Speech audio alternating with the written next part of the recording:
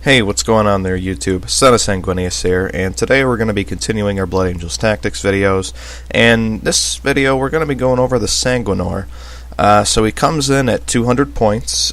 He's Weapon Skill 8, Ballistic Skill 5, Strength 5, Toughness 4, 3 wounds, Initiative 6, with 4 attacks, Leadership 10, and a 2-up armor save. For war gear, he's got Artificer Armor and a Carmine Sword, Frag and Crack Grenades, Death Mask, Iron Halo, Jump Pack. For Warlord traits here, he has Heroic Bearing. Special rules are Eternal Warrior, Fearless, Furious Charge, Aura or Fervor, which says all other friendly models with the Blood Angels faction that are within 6 inches of the Sanguinor add 1 to their attacks, and Avenging Angel. The Sanguinor rerolls fail to hit and to wound rolls during challenges. So the Sanguinor, obviously an excellent looking model. I do like the fluff behind it, even though I may not like the creator behind him. But the Sanguinor, definitely strong in close combat, but using him can be both risky and challenging, because the main problem is he's an HQ and he's a character. He's not an independent character, so he's not going to be able to join any squads whatsoever.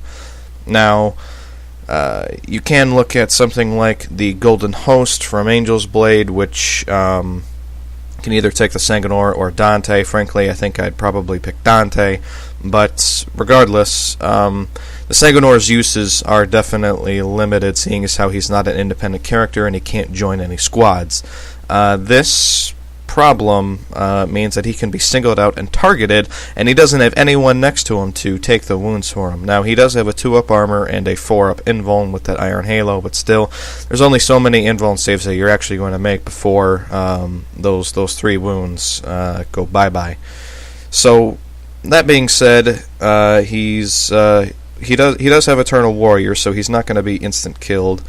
He is fearless, so no need to worry about morale or anything like that.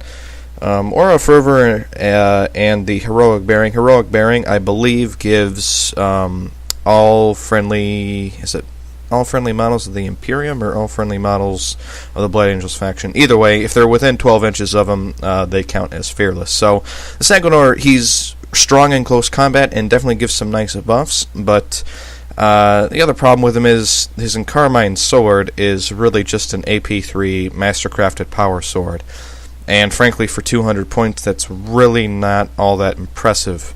I really wish he had something better, maybe something AP2 considering how many points he is, but he's only AP3, so it's not like he can go up against Terminators or anything with a 2-up armor save and succeed in just wiping them out. So it's kind of iffy with the Sanguinor as far as how best to use him, because he can't take on everything. He can take on a lot of things, but he can't take on everything. Especially things with a 2-up armor save. You're going to want to use someone or something else to deal with those. So just kind of wrapping up my thoughts here. I don't really. This is kind of the same thing with Tycho. I think the Sanguinor is good. I think he's certainly got some benefits to bringing him, but your opponent is basically going to target him, single him out because he can't be joined in a squad. They're going to unload into him, and they're most likely going to remove him off the table before he can really do anything. And even if he does get into close combat, if he's going up against something like Terminators or something with a 2-up armor save, or perhaps even another invulnerable save, he's going to get bogged down, and it's the whole thing just isn't going to go in his favor.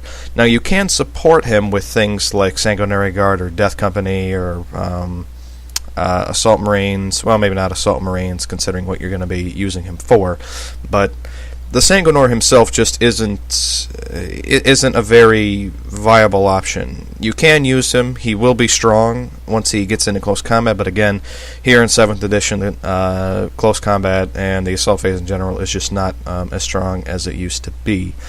So, final thoughts here. The Sanguinor, he's good, but using him is going to be difficult, and considering the amount of points that you put into him, he may not be